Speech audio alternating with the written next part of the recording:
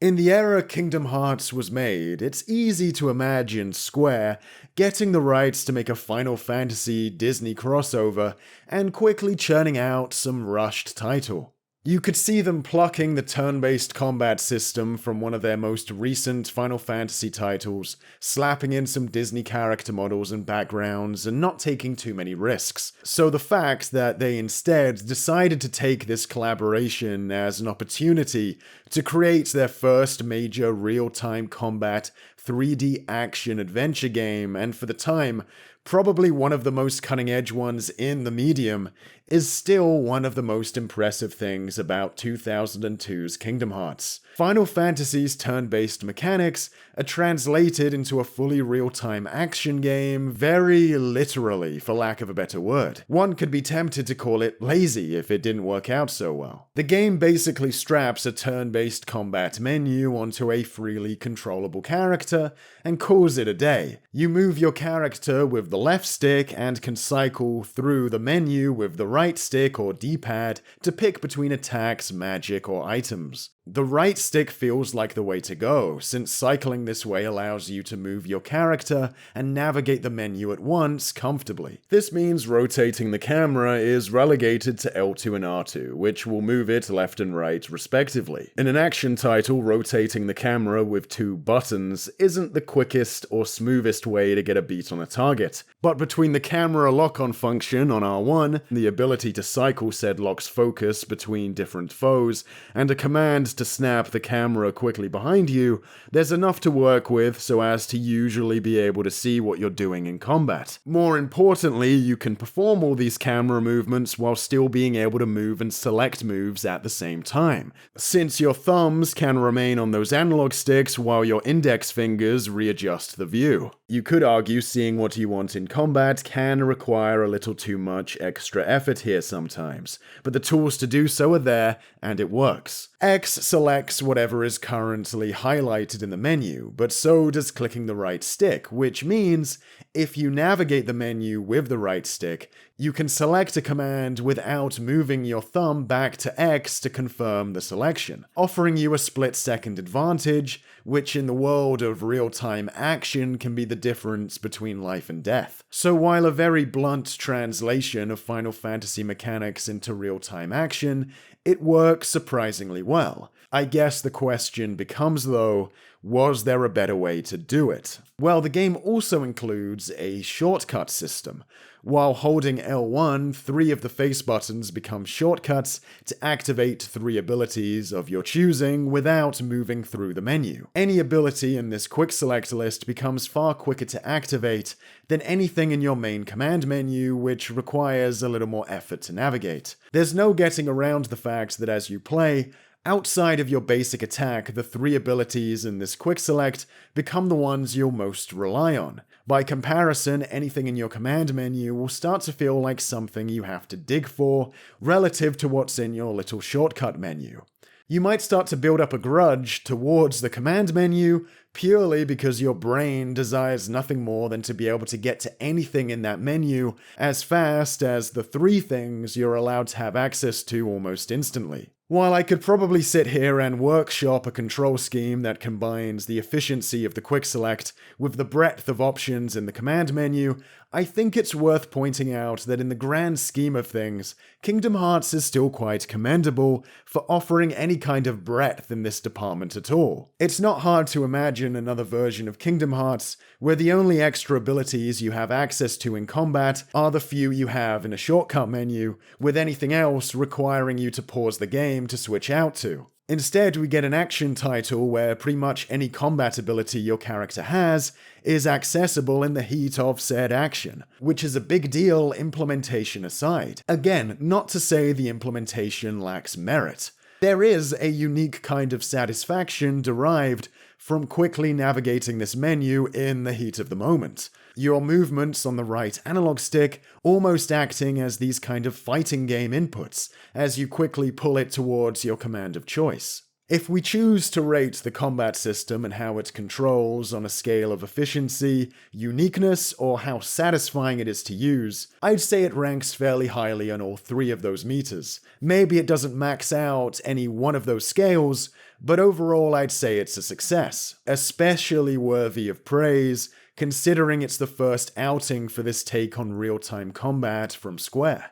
Uniqueness in and of itself may not sound like a virtue, but when it comes to real-time action, Kingdom Hearts tests you in a way with its menu system that other action games simply don't. And I think the way this command menu system, the language of the mechanics in Kingdom Hearts, comes together and melds with the context and even themes of the story is really cool. The change in combat language from the abstract perspective of turn-based combat to the relatively speaking more literal view of events real-time combat offers, I think makes it appropriate that Kingdom Hearts opts for a protagonist like Sora, who's much more of an audience surrogate than the Final Fantasy protagonists that came before. All video games feature abstraction to one degree or another, but it's fair to say real-time combat comes closer to emulating how we perceive events in reality compared to turn-based combat. If real-time gameplay moves us closer to emulating reality, appropriately the game sets the stage with you playing in something closer to the real world. Rather than starting in a fantasy world as some complex fantasy character, Sora and friends are just normal kids, granted with eccentric fashion taste, who dream of adventure from what is essentially their playground. Say, Kyrie, what was your hometown like? You know, where you grew up? I've told you before.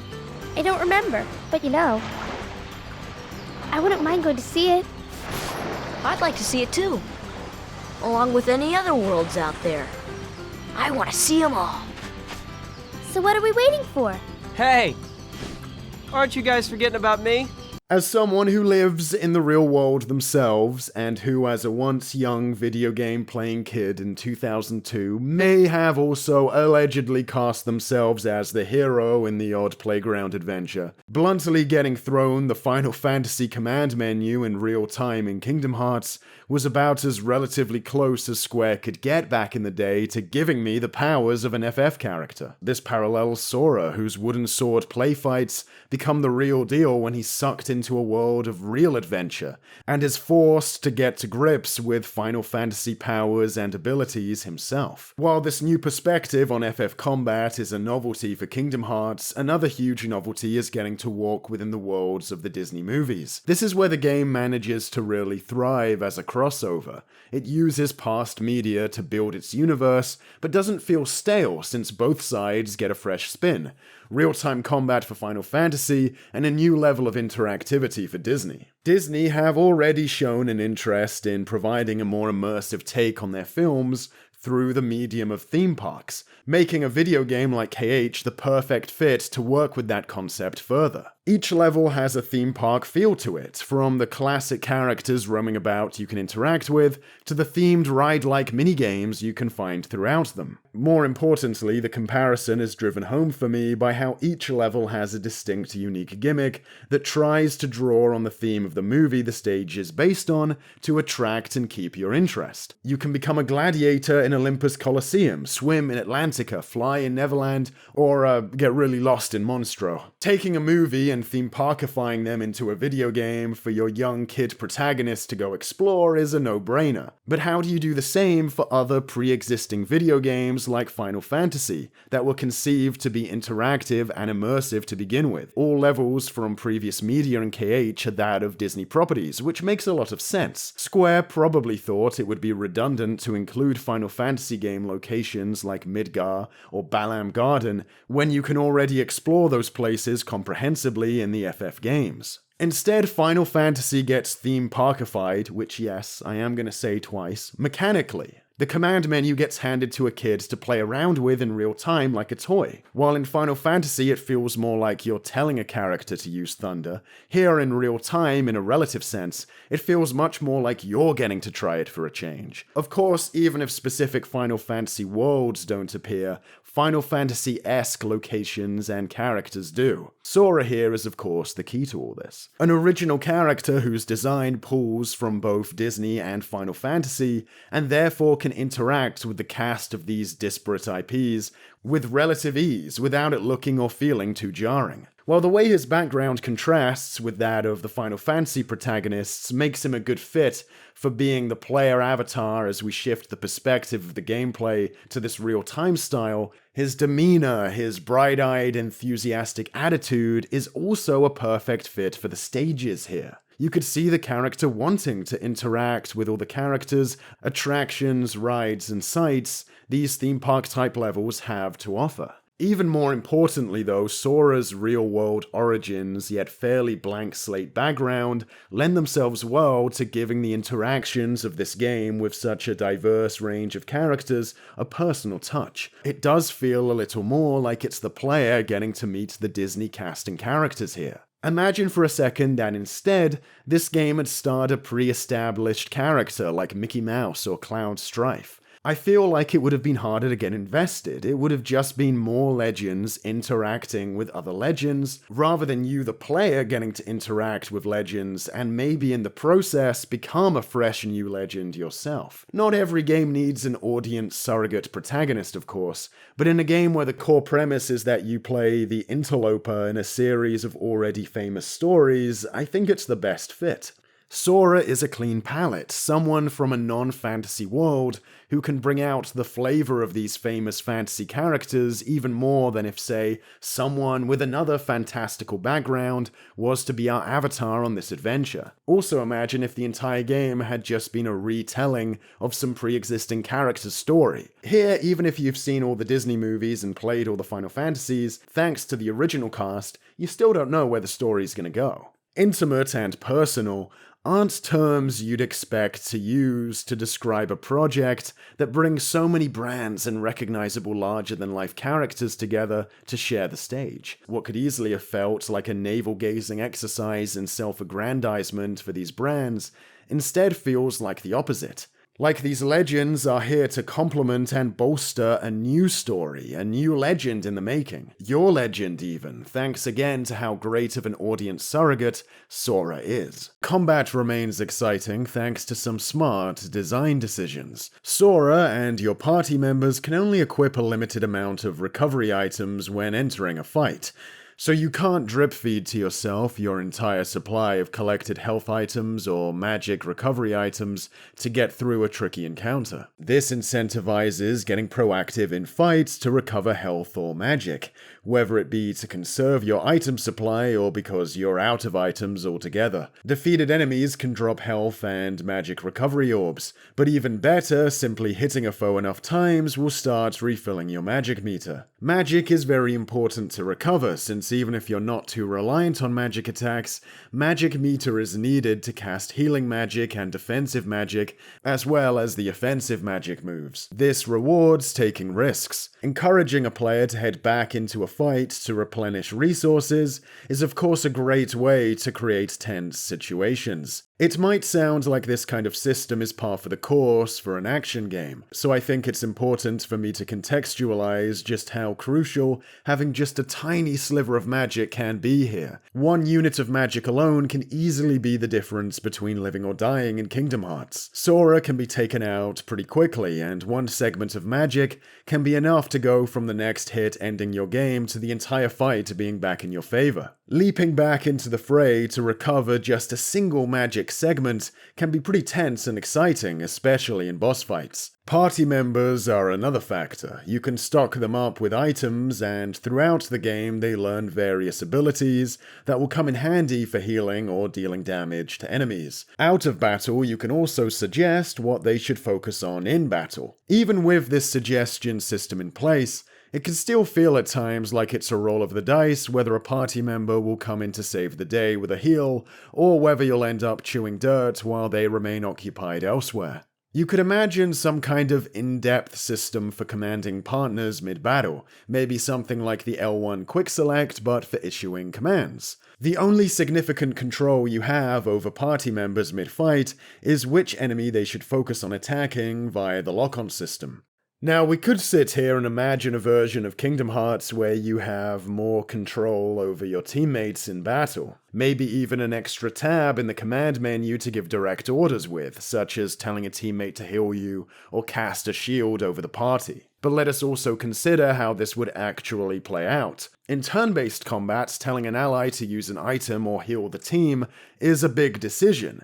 If you do, they can't do anything else except that until their turn comes back around again, which is a considerable amount of time. It might even be after everyone else on the battlefield, friend or foe, has also made a move. Meanwhile, in real-time battles like the ones in KH, commanding a partner to heal you in real time probably wouldn't have much of a downside. It wouldn't be that different from just healing yourself. Your teammate would stop what they're doing for at most a second or two to send a heal your way, and then they'd go straight back to attacking or whatever they were doing. There wouldn't be much to think about if you had more direct control. A party command tab on your command menu would essentially turn into a second item inventory to use in battle. As it stands, the teammate system gives you enough control to make it a factor to consider, gives your various story friends some role within gameplay, and while you may feel at times that a certain attempt at a boss could have been saved by a teammate reacting as fast as they might have done in the past, ultimately nothing is going to win the fight more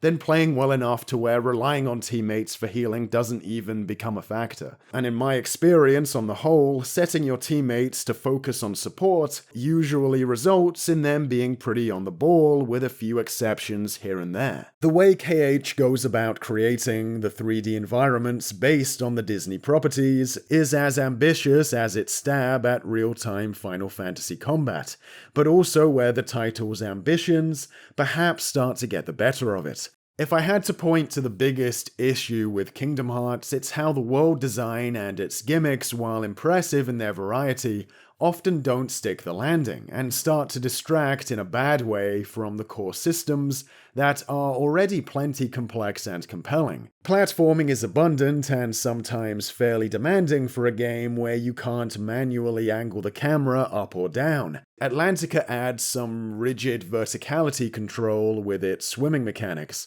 that restrict you from using a lot of abilities, such as blocking, which is kind of a big one. Once you unlock the swimming dash that requires a double tap of the buttons that control your vertical movement, it's easy to go into a dash by accident when you wanted to quickly change direction between up and down.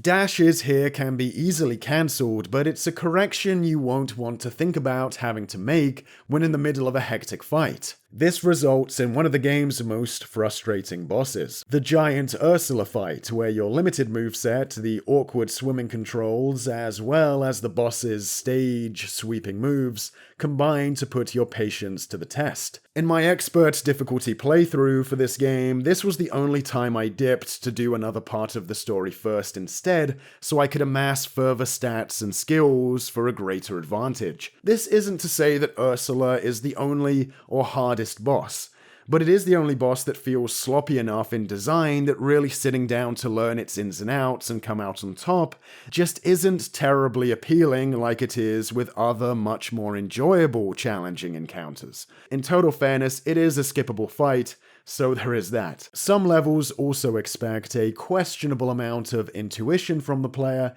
to figure out what to do next. I'm thinking returning to the shop after exploring in the first Traverse Town visit, or clearing out Deep Jungle's enemies for the gorillas. It goes without saying also that while it's intended to be a maze, navigating the repetitive Monstro level is hardly what I'd describe as an enjoyable challenge. In most stages, though, the visuals are very high quality. Crisp and clear, they serve the combat, and have a high level of detail, though this is what likely costs the game in terms of performance, as well as forcing the title's environments to be divided between short but consistent loading times. I would have liked to see far more seamless environments, even if it had meant dialing back on the visuals to get there perhaps. Once gliding is introduced, it's very stop and start, flying around into black loading gates. Not all worlds here are created equal. Halloween Town, Agrabah, and especially Deep Jungle are large enough in scope to feel like convincing translations of the movies,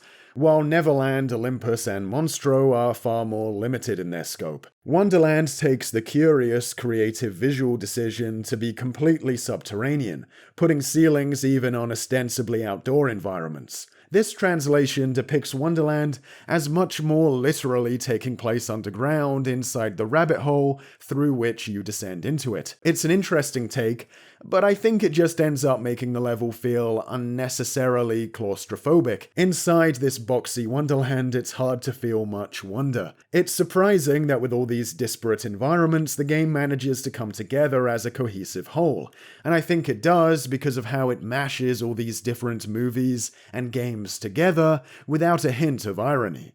It's just so confident and lacking in cynicism about its premise. But it's not just confidence that makes this marriage work. The disparity in design between the different worlds and their characters also lends itself well to the story they're trying to tell about Sora, who, after his world gets absorbed into darkness, must go on a quest to find his friends Riku and Kairi, while saving other worlds from the same fate as his. Sora's most endearing trait is how open he is to befriending others, and this couldn't be any more evident than in a game which features such wildly different characters in terms of both design and theme. It doesn't matter who they are, animal person, fish person, or walking corpse. Sora is happy to get to know them and lend a helping hand. The fact that he's able to do that in any environment, no matter what tropes that environment is displaying, is one of the most charming aspects of Kingdom Hearts. This isn't to say Sora is nice to a fault. He is reserved around those he feels may not be worthy of his good nature, but this caution doesn't present itself for superficial reasons. While Sora interacts with the world and their denizens with an almost childlike approach, curious and excited to get to know new pals and places, his childhood friend and rival Riku takes the adult approach to making his way through the universe. Favors for favors, palling around with unsavory characters for personal gain, and generally approaching the world around him with a bitter cynicism masked as maturity. This leads him to being taken advantage of, eventually to the point where his own body doesn't even belong to him anymore, his actions eventually being completely under the control of others.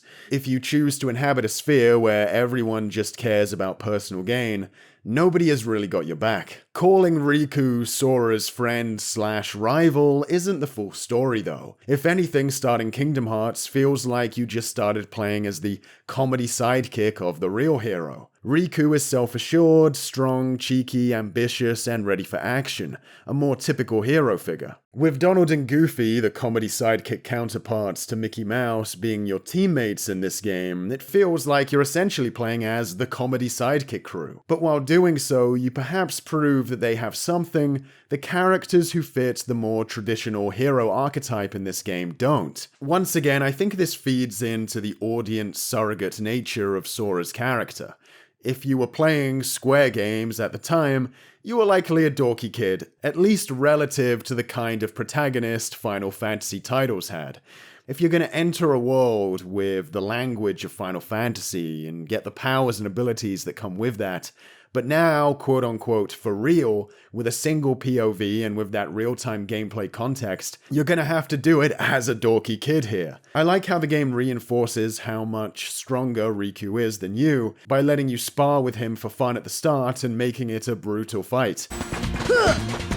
You still don't got it. You can come out on top, but even then the game keeps track of your score, reminding you of your losses and undermining the win. On your first playthrough, it's unlikely you're gonna beat him first time round. Sora's weapon in this game, the powerful, mystical Keyblade, chooses who wields it, and at the start of the game, it seems set to pick Riku as its wielder. He's the man after all. That's right up until the moment Riku takes his ambition to the extreme and accepts some seriously dodgy powers, at which point the Keyblade repulsed seemingly chooses to be wielded by the closest other person around at the time, which in this case is Sora. A moment of confusion on the Keyblade's part, perhaps. Sora's way of going about things, befriending others and helping people out with no reward in mind, is vindicated throughout the whole game, as he makes friends and saves the world with them, becoming stronger and stronger while doing so. But it's fully vindicated near the end of the game. The Keyblade, over its confusion, returns to Riku. Let the Keyblade choose. Its true master.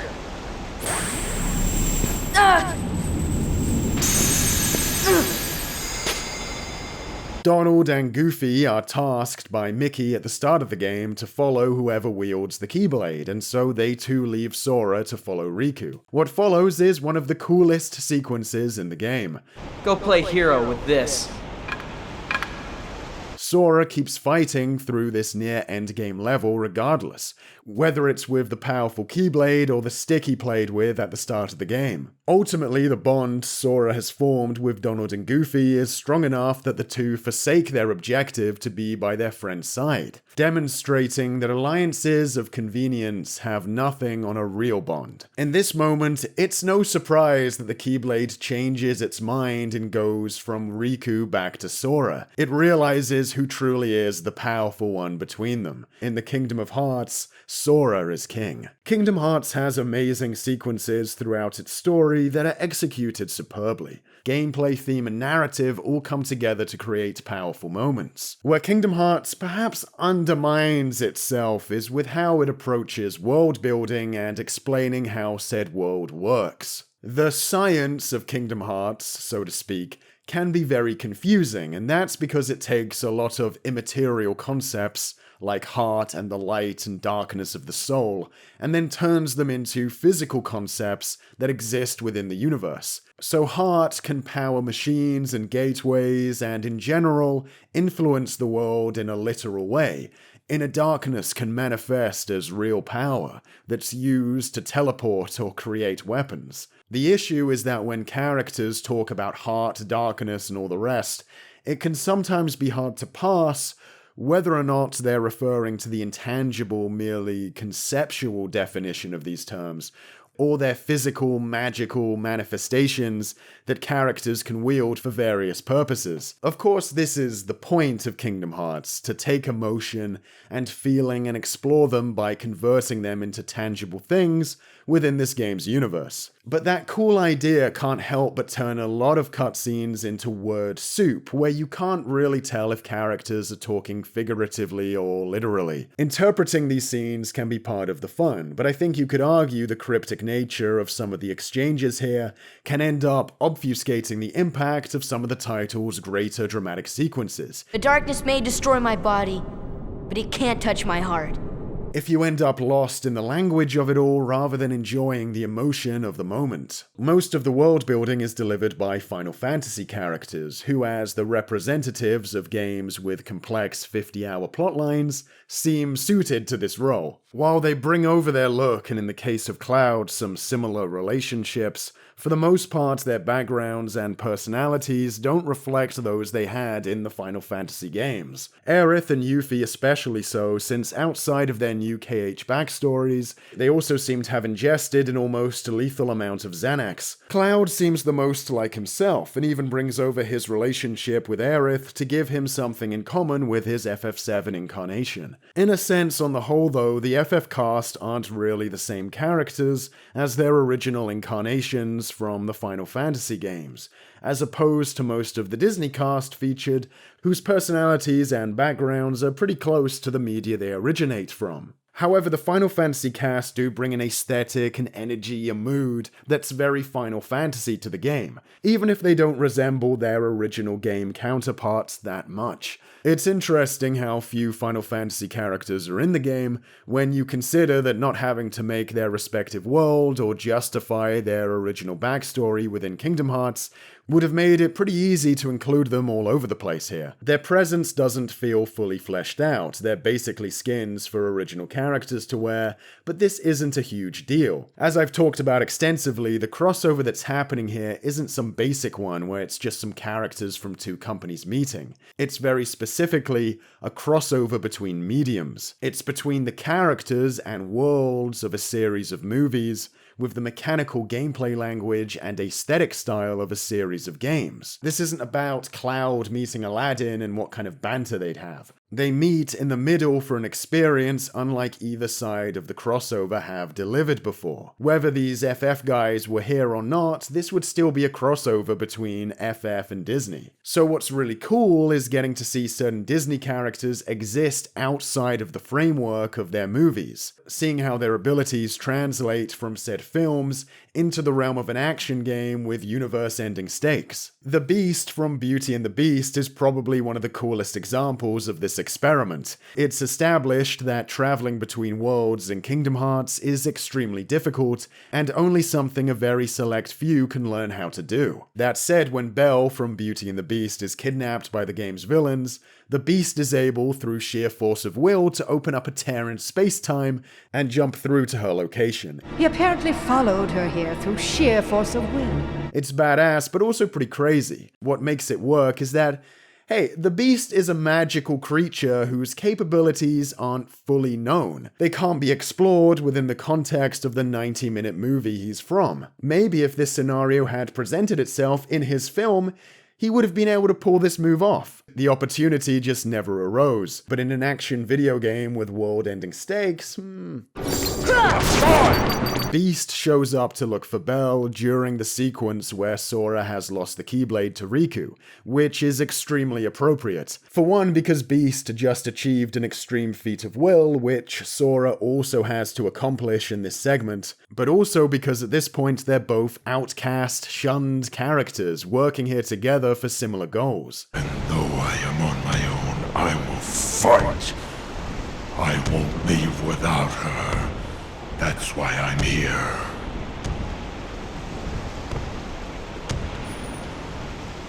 Kingdom Hearts has a few mini-arcs like this that flesh out the characters nicely throughout its rather episodic level-to-level pacing.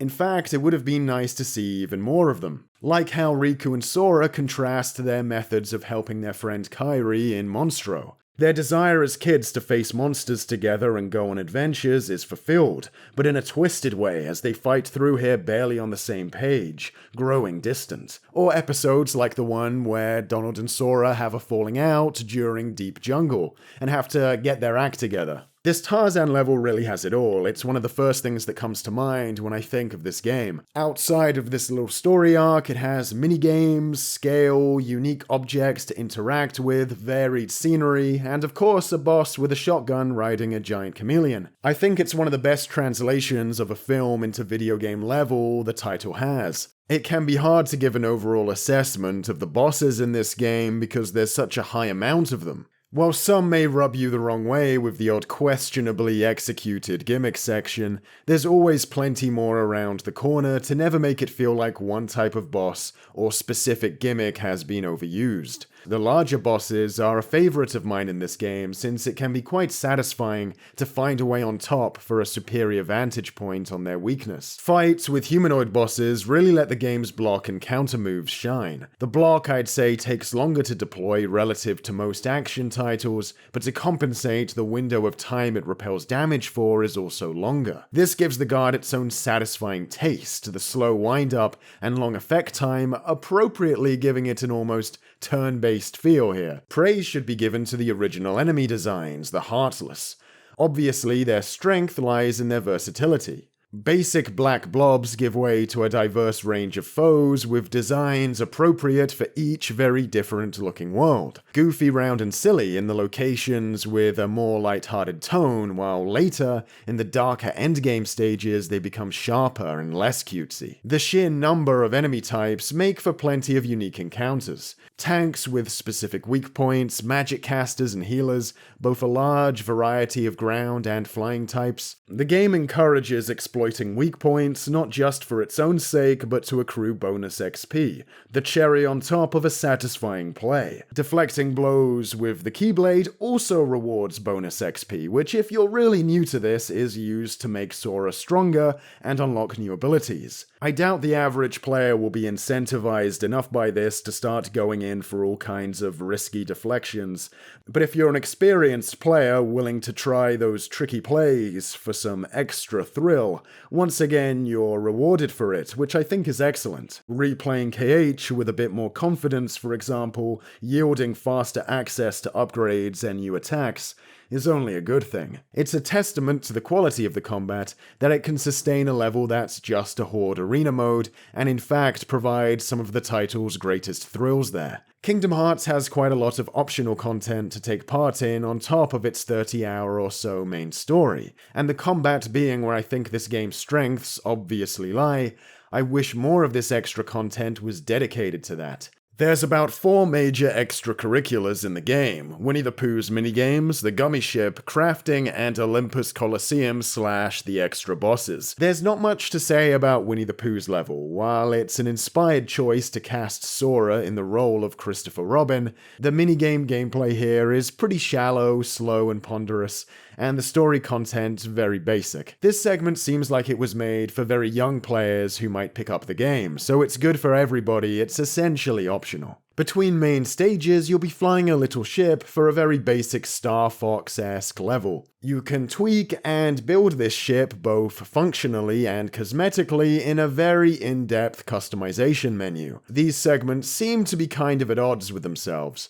On the one hand, they're really easy so as to not intrude too much on the core gameplay. On the other hand, this makes the insane amount of customization that's possible for the ship seem totally superfluous. Pretty early on in the game, the title lets you warp to levels you've already visited, reducing the need to really think about it even more. While it's a novelty to make some totally bonkers ship, the actual flying just feels too shallow to justify itself. Though for as unintrusive as it ends up being, I'm sure somebody out there got a load of fun out of making tens of different ships and testing them out. So good for them. The Lego-esque nature of this side activity lends itself well, at least, to the playful tone the mid-game takes on. Then we have crafting, or synthesis rather. KH has a forge where materials found throughout the game can be combined into valuable items such as weapons, status recovery consumables, and upgrade points. Even when playing on Expert though, this wasn't a place I visited much during the main story. The requirements for crafting anything are quite steep. While I'd check in at the synthesis forge when I happened to pass through Travis Town to see if I happened to meet said requirements for something at that time, I didn't go out of my way to. Despite being on the harder difficulty, I find that I can comfortably make it to the end game without ever going out of my way to find the ingredients for anything. This system is another nod to previous systems like it in Final Fantasy games, but the way it's implemented here isn't super conducive to any real fun or interesting gameplay. If you want to proactively synthesize something, you'll have to farm a lot of different items by finding and killing specific enemies that carry them over and over again to trigger randomized drops. As you go through the game, you can unlock abilities that make these drops more likely, but the process always feels like a slog. The main reason you might eventually turn your attention towards synthesis is because it's the only way to unlock the Ultima, the most powerful Keyblade. Unlocking this will require the most tedious amount of farming of all. Even in the Western version of PS2 KH, with its 3 extra bosses, just how long it takes to get Ultima still seems unreasonably long given the amount of content that's in the actual game it could be considered worth using on. You might see this as the action gamer in me shining through in opposition to the RPG gamer in me. Honestly though, I feel like the most powerful weapon in the game should be unlocked by coming out on top in some difficult challenge, battle, or series of battles that really put your skills with the core mechanics to the test, rather than it being a reward for having the patience to do something boring. My favorite extra content is of course Olympus Coliseum and the additional boss fights. In the Coliseum, you get to make the most of the combat by fighting your way through hordes of enemies, with bosses mixed into the ranks for good measure. Getting to put your sword skills to the test against Cloud and Squall is a treat, and the game is savvy enough to know that if we face them individually, we're of course going to want to have a stab at it with them together. At a glance, the design of the sword-wielding bosses here may seem simple, but they're very satisfying to take on. It's fairly easy to evade their attacks, but when they hit hard, which when you first start playing can make bosses like these feel very intimidating. Keeping your distance, taking your time, and playing it safe can feel like the best choice. Overcoming that fear, though, is extremely gratifying. Heading in and rattling off a series of deflections to increase the speed of your damage output via successful counters feels great, especially when you know you'll be absorbing a lot of punishment if you mess up. Once again, it's curious to me how few older Final Fantasy characters feature in this game, when the thrill of getting to fight a real-time, high production value approximation of their turn-based moveset is such an enticing prospect. Thankfully, Kingdom Hearts manages to deliver on giving us a fight with probably the FF character you'd most want to throw down with within the systems of KH. Sephiroth pushes the swordplay of this game to its limit, from his basic swipes that hit like a truck to what feels like a limitless escalation of special attacks. An attack that empties your entire health bar unless he's hit also makes for a frantic encounter where remaining in the fight consistently and being proactive is the only way to survive. Sulking off and playing it safe with heals the whole battle isn't an option. Optional bosses like this one round out the game nicely. Sephiroth pushes the sword combat one last time. This Reaper dude at the clock tower forces you to make smart use of your magic. The Aladdin mech makes item use and even smart summoning a focus as it cuts off your supply to magic and physical attacks at different points in the fight. And Ice Titan has you dodging and blocking a lot for one last test of your evasive skills. This last one is probably the lesser optional encounter of the four. You'll be running around in circles a lot to dodge projectiles and waiting for specific attacks that you can counter back at him. But again, it's nice to see all facets of the combat pushed one last time throughout these different optional encounters. It's worth pointing out, if you haven't fully clued into it yet, that this review is based on the NTSC PS2 version of Kingdom Hearts, the earliest version of the game localized into English. In the true first release of the game, the initial Japanese release, Clock Tower Reaper is present, but Sephiroth, Kurt Zizza, and Ice Titan aren't. Which is a shame, because even if the reward for beating those 3 additional NTSC bosses is only XP in the PS2 original, these extra fights really round out the game, I think. I'd say the extra content in terms of offering real post-game challenge would feel pretty naked without them. The Sephiroth fight is one of my favorite moments of the game. Getting to see Sephiroth and the entire breadth of his abilities framed in real time with this level of production value is awesome. The fight exudes style, and considering how quickly Sora can be taken out, is always satisfying to beat. Any combo you manage to land on this smug powerhouse is one of the most satisfying ones you'll do in the game. And of course, a boss fight that plays the sinister yet triumphant one-winged angel is also obviously gonna feel extremely badass. The music of Kingdom Hearts is another element that goes a long way in making the experience feel as high quality as it does. The second you boot it up, you're hit with a wave of melancholy, setting the mood for a story of ups, but also many downs, growing pains.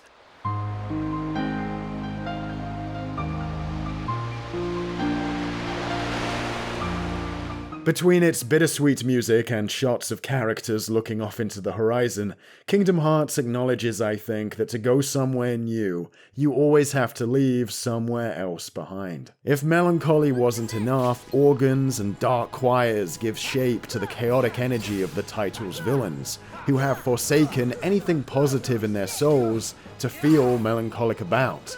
Emotion and drama aren't all the music is good for. Some of the level's themes intended to create ambience are amazing too.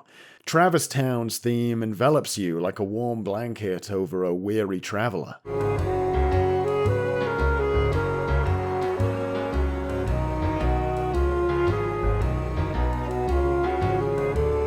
Hollow Bastion's theme feels eerie and desolate, but no less enamored with the majesty of the location.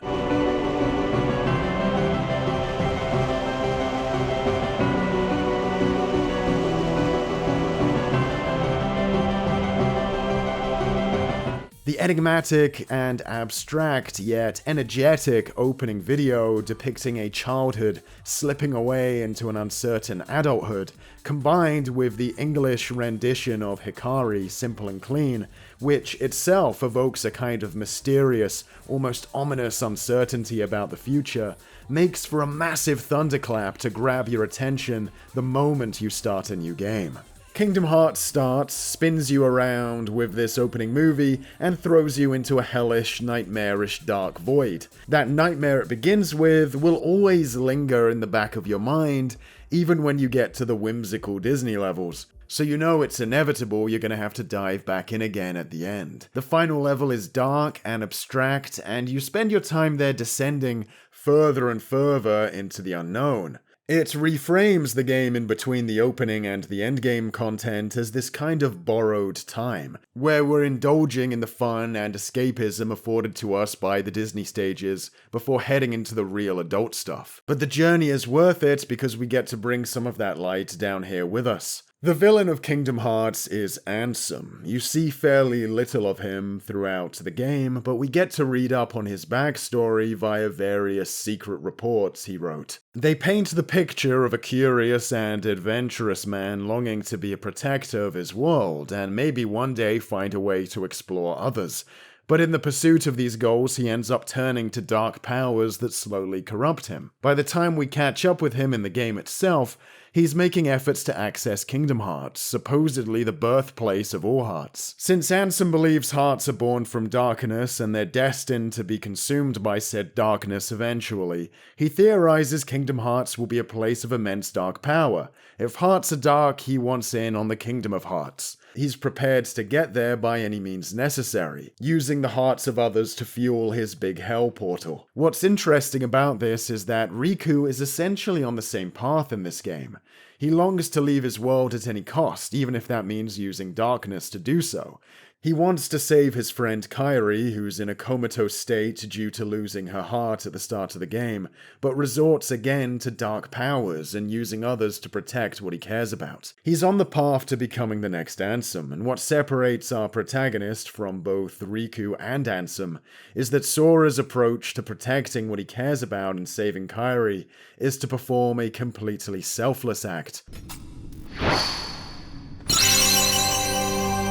Near the end of the game, to give Kairi a heart back and bring her back to life, he sacrifices himself rather than using anyone or trying to accrue power to do so. A move that would probably be unthinkable for Ansem or Riku at the time.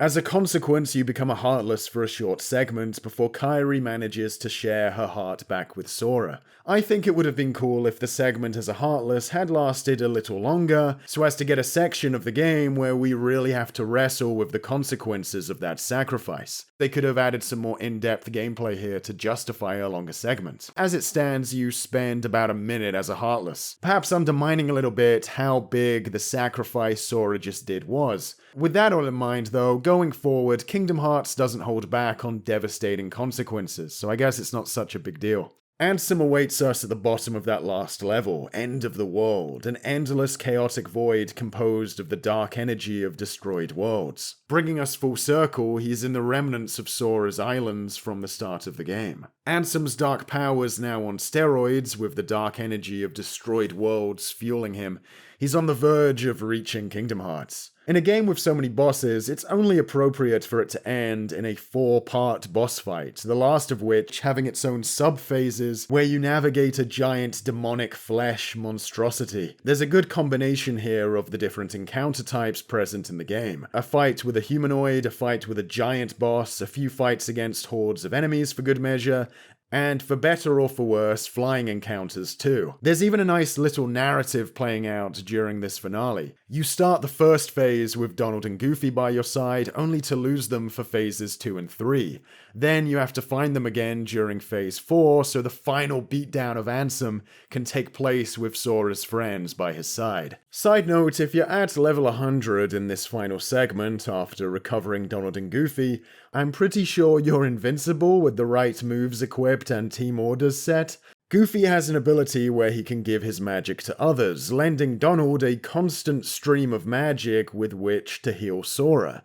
So you can just hang out here if you want, and on expert and everything. If you've ground out to level 100 though, it's not a big deal that the very final moments of this fight are a bit of a cakewalk. You've kind of earned that triumphant beatdown, I think, at that point. Plus, I think there is a gameplay reason why Donald and Goofy aren't around for a lot of this finale. For much of the climax, you are solely reliant on yourself. Regardless of your level, this last moment is pretty satisfying. To have the whole team wailing on Ansem after such a long fight where you're separated from your teammates.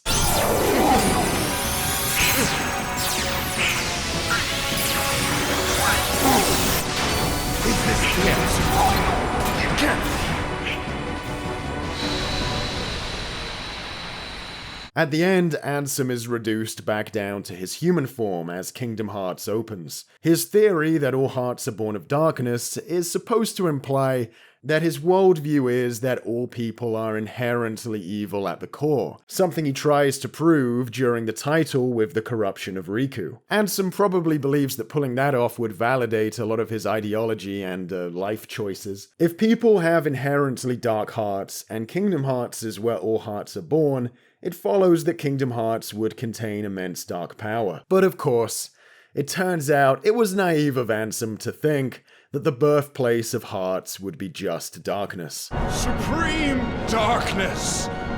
You're wrong. I know now, without a doubt. Kingdom Hearts is light!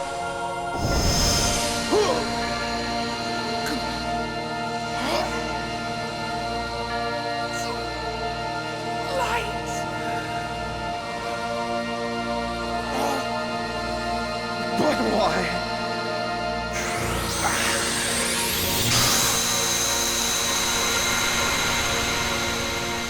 Kingdom Hearts has pretty soppy, cheesy messaging like this, but I think it earns it. With the defeat of Ansem and the sealing of Kingdom Hearts, the destroyed worlds can return to their original state.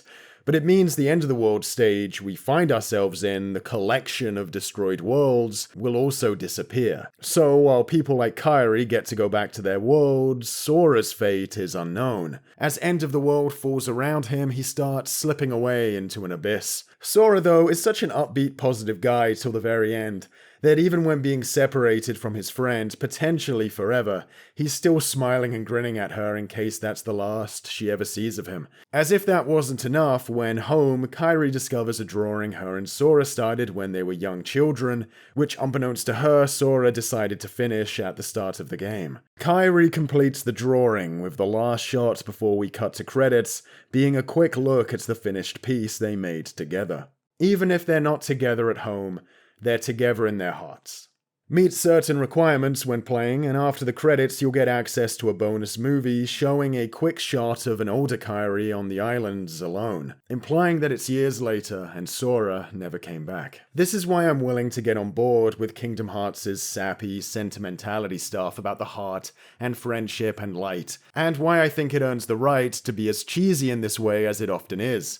While it's earnestly preaching the power of love, it's not naive enough to think that the magic of friendship alone will just save the day and we'll all go home for a barbecue after. Selfless, risky moves are framed as good and noble, but they come with real consequence. Sora isn't able to help all these characters get the happy endings we see them enjoying in the credits sequence without great cost to himself. Riku also has to wrestle with consequence due to his actions, maybe even much harsher ones than even Sora. He eventually sees the error of his ways and stays behind in Kingdom Hearts to help close it back up, preventing any darkness within from leaking out. While Kingdom Hearts may be a source of light, the door to access it still contains a huge amount of darkness, hinting perhaps at a more nuanced take on the supposed birthplace of hearts, an amalgamation of sorts, more than just one element or another. Riku's fate is also up in the air in the bonus movie, where he appears to be fighting blind in some dark monster-infested city. Sora is out there lost, but in good spirits that a new adventure is soon to come. The tragedy and cost of doing good in KH lends legitimacy to the earnestness. A sentimental, mushy story, but one with edge. A story about facing the uncertainty of growing older and harsh truths and the darkness of a grown-up world, but not letting ourselves get consumed by that negativity or taken advantage of in the pursuit of growth. While a Disney Final Fantasy crossover might sound a little ridiculous before playing Kingdom Hearts, telling this kind of story with these themes seems incredibly suited to the language of those two worlds combined. Kingdom Hearts is a great example of what can be achieved via the often corny medium of crossovers. Though I guess it can't escape being corny too, perhaps that's its strength in a way. It totally accepts that corniness and embraces it to tell its story. Here, both characters, worlds, and mediums cross over, and we get to see both sides of this crossover use their style and character to do things they couldn't do on their own. The game is also, of course, a polished gem of a title that stands alone as an amazing piece both in terms of narrative and action gameplay that works irrespective of the presence of pre-existing properties. But to me, most importantly, Kingdom Hearts is a testament to the dreamlike qualities a video game is capable of eliciting. A sort of indescribable feeling that can only be evoked by exploring the unknown and the abstract via the vessel that is a playable character. A consistent, dependable vessel which we use to interact with a world that contorts around us in inconsistent ways. In the case of Kingdom Hearts, that contorting happens both with amazing visuals and stellar sound design. Maybe some game with tidy explanations for everything, some grounded world built from scratch couldn't achieve this as well as Kingdom Hearts does. By throwing all these different worlds together with the connective tissue being deliberately vague and intangible, the universe of the game does take on a kind of magical quality, a surreal atmosphere that again, I don't think you could manufacture from scratch. I think what really gets to the heart of that indescribable feeling the game produces, what really elicits that dreamlike quality, isn't just the visuals and amazing bittersweet music. It's that in Kingdom Hearts you can go and visit a twisted, hellish underworld with dark machinery that spits out ominous prose about the nature of the heart and the darkness within it. And you can also visit Winnie the Pooh and friends. I think that's ultimately at the core of what makes this game special. A breadth of emotion that can span that far that in this title, the most wholesome, brightest light can exist in the same space as twisted, unknowable darkness. In a lot of ways, that reflects life quite accurately. As a game, too, you are the one who can make the choice to get on your ship and move from one end of that spectrum to the other, letting every rung of that tonal ladder thoroughly envelop you as you're allowed to take the time you need to stand wherever you stop and absorb it all. When you stand in the bright, happy levels of KH, you know that somewhere out there in this space, in this game world, there's dark and mysterious places of endless depth. But when you're in those dark places, you know that in the same game world and space out there is also a place of amazing warmth. I don't think many other games have been able to produce a feeling quite like it. The fact you get to land a sick counter on Sephiroth, well, that's just the cherry on top.